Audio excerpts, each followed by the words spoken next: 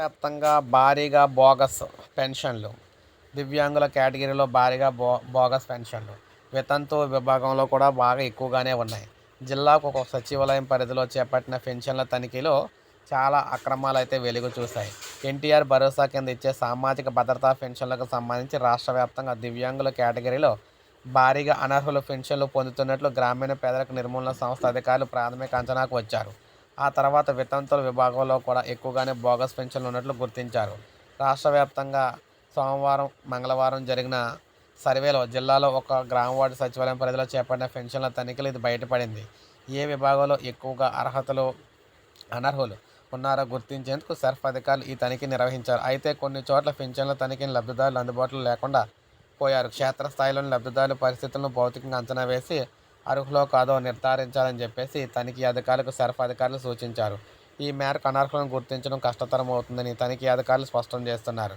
మొత్తంగా రాష్ట్ర వ్యాప్తంగా 11,000 మంది పెన్షన్దారుల వివరాలను వారి ఇళ్ల వద్దకు వెళ్లి పరిశీలించగా అందులో 450 మంది వరకు కూడా అనర్హులు ఉన్నట్లు తేల్చారు. 1-2 సచివాలయాలు మినహా ప్రతి సచివాలయం పరిధిలో దివ్యాంగుల కోటలో అనర్హులు పెన్షన్లు పొందుతున్నట్లు గుర్తించారు. ఇందులోనూ బదిలీలు కేటగిరీలో ఎక్కువ మంది అనర్హులున్నట్లు తేలింది.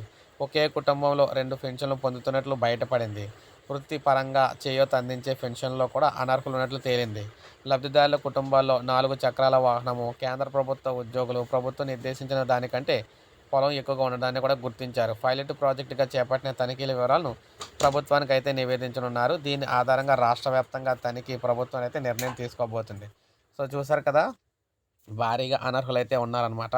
ఒక్కొక్క ఊర్లో పెన్షను జిల్లా మొత్తానికి ఒక ఊర్లో సర్వే చేస్తేనే దాదాపు 11,000 మందికి, మనకిక్కడ 450 మంది అయితే ఉన్నారు. 11,000 మందిలో 400 మంది అంటే దాదాపు మనం చూసుకున్నట్లయితే 5% వరకు ఉన్నారన్నమాట.